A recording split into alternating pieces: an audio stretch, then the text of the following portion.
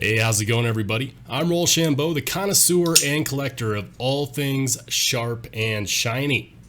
And welcome back to another episode of Grail or Garbage, the series where I systematically and categorically rank and review knives like this Grant Gripper, designed by Jason Grant and of course manufactured by Bestech.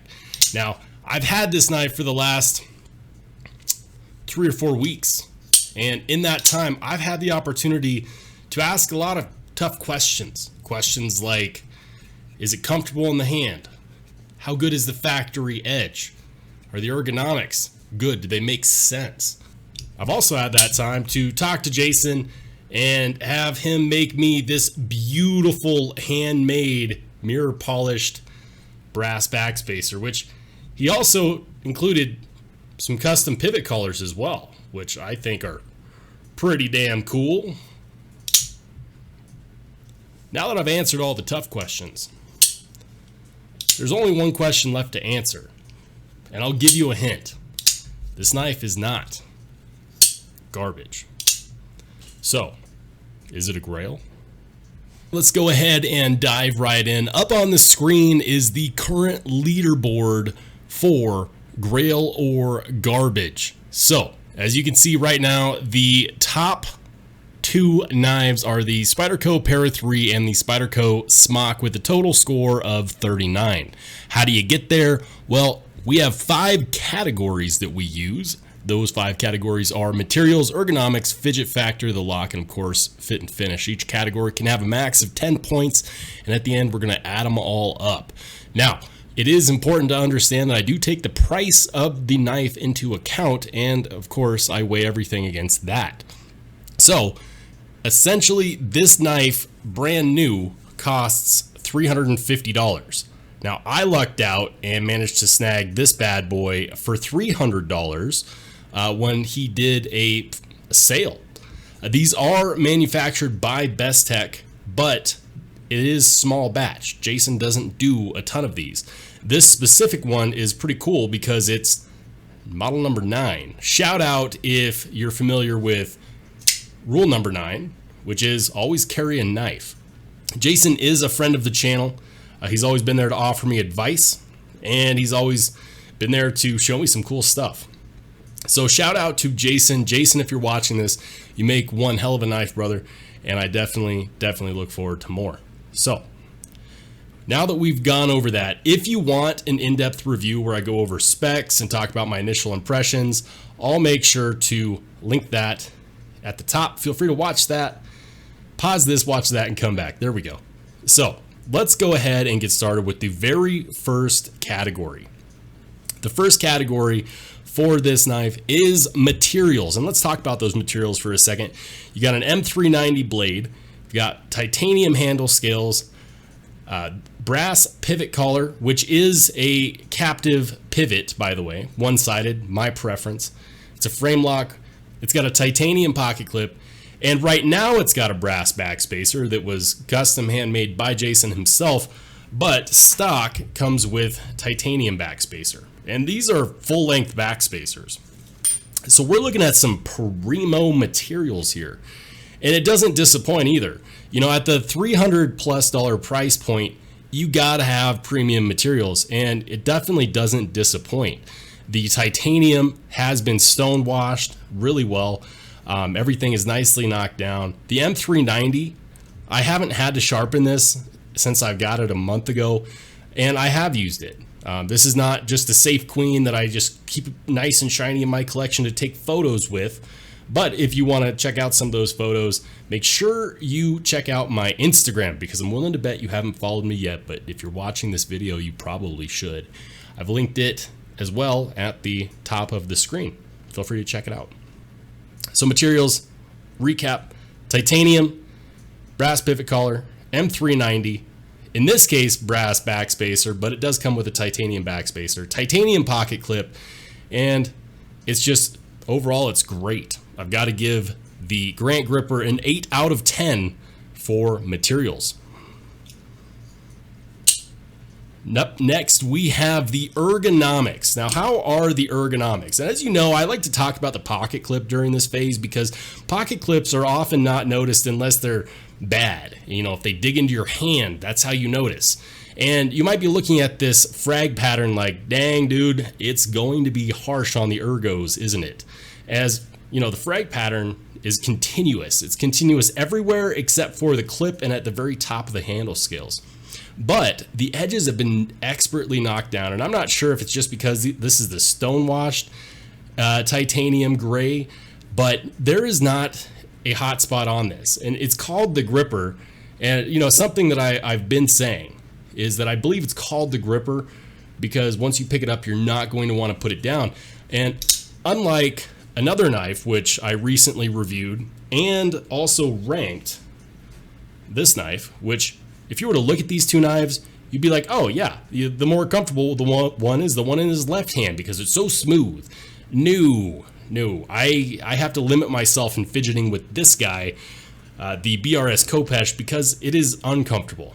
Unlike the Khopesh, this is very comfortable. There are no hot spots, and the knife is hard to put down. Everything is nicely locked down and knocked down, and you get really good grip on here with the ergonomics. So nothing feels out of place. The handle scales are large enough to get a full meaty grip on here, whether you're doing, you know, ice pick grip, or if you're doing your standard grip, or even a choked up grip. And this, I hesitate to call it jimping, but it's frag pattern jimping that follows the entire spine of the blade. It allows you to really get the most out of your grip. With that Wharncliffe blade, it's perfect for the utility cuts, and being able to really choose where you put your finger is awesome. And having a big old finger choil right here is awesome too. And you know, I'm actually kind of surprised that he didn't include more frag pattern up here at the top. Maybe it was just too much frag. Either way, it's nice and comfortable, and you can modify this grip however you want. You know, like if you want a nice controlled precision cut, you could even do this. Like that's a crazy grip, a crazy man's grip, but you could do it and it's not going to harm you. It's not going to hurt at all. And it feels great in the hand. You know, I've got to say that the grip is above average. The ergos feel excellent. Everything is chamfered, knocked down, and it's very comfortable, especially for this pattern being on there. That's extra impressive and does get an extra point for that. I'm going to go ahead and give this a solid 8 out of 10 for ergos. So next up is a lot of people's favorite category, because when you carry a knife every day, you're going to want to play with it. So if you hadn't guessed yet, we're moving on to the Fidget Factor part of the test. And the Fidget Factor on this, I'm just going to paraphrase, is amazing. The action is very smooth, and I don't know if you can see that, but like it's controlled. It's not a guillotine. It's not like when I release this frame lock that it's a guillotine. The action needs to be mentioned when we talk about just how fidgety a knife is, because it's not just about the deployment methods, it's also about the lock, and it's also about the action. It's running on bearings, and those bearings are very, very smooth. So the action is great. Now, how about the deployment methods? Because maybe you don't like to use a deployment hole. Guess what? You have a full fuller right here. It flies out and it's wonderful. So the fuller works really good. You also have that deployment hole that I mentioned. You also have a muted flipper tab here at the top. And if that's not your speed, if you like to do a front flipper, you can also do that as well. When this was a prototype, there was plenty of reviewers who wanted tighter jimping here at the top. And I talked to Jason about it. He said, you know what, like if you are someone that is a front flipper person, that's not going to be difficult. And I'm not really a front flipper person. And I'll admit, I did struggle a little bit with that at first, but I also struggle with regular front flippers regardless. It was about as easy to use as any other front flipper that I've used. And after, you know, a few practices, I got it down. Because of the way this handle is shaped, using that front flipper does not leave your hand in a compromising position. It leaves it in a natural position, and I think that makes it really quite good. And of course, the flipper the rear flipper, the one that most people would use, it's very responsive, and there is tight jimping here on that one.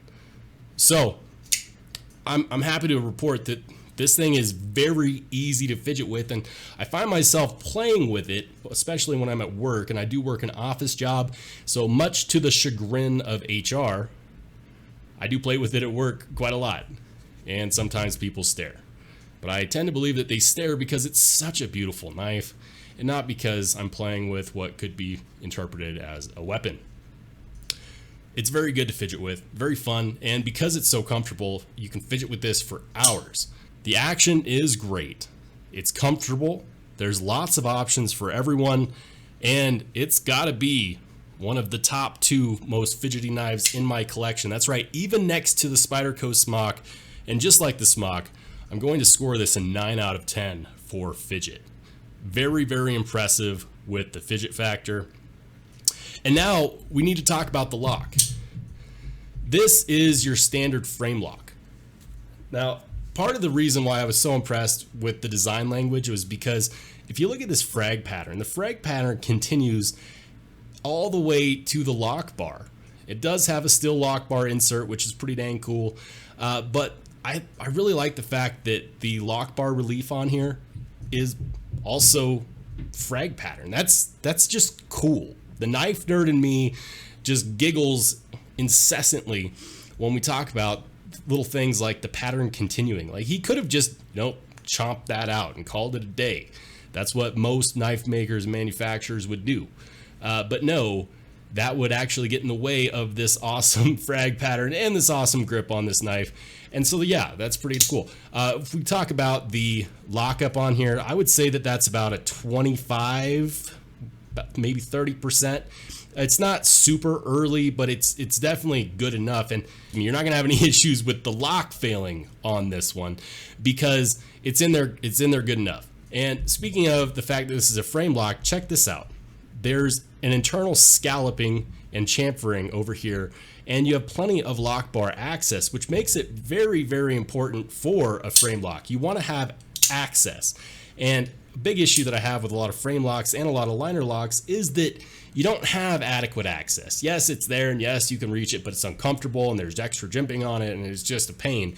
That's not the case with this one. It is so easy to actuate that lock when you want to release it. One-handed, no problem. No problem whatsoever. So that is quite good. Now, is it the most impressive lock out there? No, frame locks are pretty standard for titanium model knives. But the way that it was done was very, very forward thinking, and I love it. It's my favorite frame lock that I've held. And so, yeah, I'm going to give the lock an 8 out of 10. It's an extremely well done frame lock. You got to give it its props. So I've been yammering, but we're on to the very last category, and that is fit and finish. How did it come brand new? How did it come from the factory? And I've already alluded to this several times going through the other ones, but everything came really good. There wasn't any lock stick, and I haven't experienced any lock stick. The lock locks up perfectly in the right spot. I've taken this apart, and blade has gone back to centered, no problemo. Even after putting in a custom handmade backspacer, and keep in mind, I didn't send this to Jason when he made that. So, that speaks to his ability as a designer and as a budding knife maker to be able to create something with tolerances. Because even if he had one of these knives, at his shop, knives can vary like infinitesimally small amounts of margin, but they can still vary from knife to knife, because especially when you're making a custom piece like this, just ask Brian over at Transparent Knives. He often needs the handle scales to make a brie blade because it can be different even on a factory knife from knife to knife. And all of those tiny amounts of tolerances do make a difference in the end. So it speaks to his skill and the precision of Bestech to be able to make it so that even after this custom backspacer was made for it, a complete plebe like myself could put it back together and it went back to center, no problem. Sharp out of the box, absolutely. I haven't had to sharpen this thing yet, and I'll just give you a quick example of this.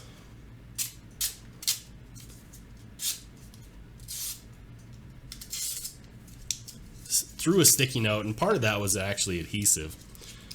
Get those shavings out of the way. My desk is full of sticky note shavings. But yeah, no, there's no hot spots. Everything is nicely rounded, knocked down, and the knife is beautiful. That stonewash finish on here, it's hard to show on camera, but if you were to look at it under like sunlight, you will notice that the stonewash is really, really good for avoiding wear and tear. I've carried this knife solidly more than any other knife in my collection, including other knives that I've been reviewing. So almost every single day for the last month, I've picked this up, played with it, put it in my pocket, cut stuff with it, and it still looks just as beautiful, even more beautiful than it did the day that I got it out of the box. That speaks volumes for the fit and finish. The fit and finish on here is absolutely wonderful. You know, at the end of it, I've got to say that because this is just as good as any other knife that I've ever picked up, I can only score it just as good as any other knife that didn't have issues, and like I'm impressed.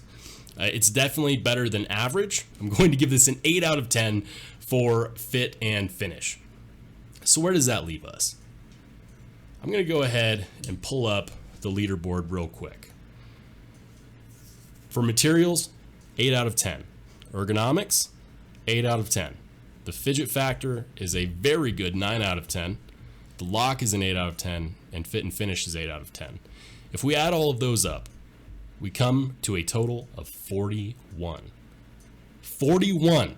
This is the first Grail status knife on our list. Ladies and gentlemen, we have the first, and we also have a new leader on our rank board. So excited for me to be able to tell people that yes, absolutely, you should buy this knife. And it is small batch, so if you want one when it comes available again, because I think he'll do another run at some point, make sure you pick one up if you have the means. This knife is impressive. It outstretches any other knife in my collection so far. Now, I would challenge you, if you're a knife maker, a retailer, someone with a really cool knife, and you're thinking, man, my knife is better than that, I'm going to put my email up on the screen. Send me an email. If you're willing to loan me a knife, I'm willing to rank it. Send me an email. We'll work out the shipping. I'll make sure you get your knife back. And guys, I've got stickers coming in. I've got channel stickers coming in that I will be showing off in my next video. I'm so excited. Our first Grail on the channel, the 3.5-inch blade, Jason Grant gripper, full titanium, M390. He makes crazy cool custom brass backspacers. He can give you some custom pivot collars as well. Hit up Jason Grant. When he comes out with another batch of these, you got to pick one up if you can. Guys, that's all I got for you today. Thank you for joining me for our first ever Grail or Garbage Grail. Congrats to Jason for taking the #1 spot. I'm excited to see if anyone can knock him off the top. But for now, the Grant Gripper is the #1 ranked knife on this channel. And guys, that's all I got for you. If you liked this video, give it a thumbs up. If you didn't like it, boo-hoo, there's a button for you too. And if you want to see more, make sure you hit the subscribe button. Other than that, I'll see you on the flip side.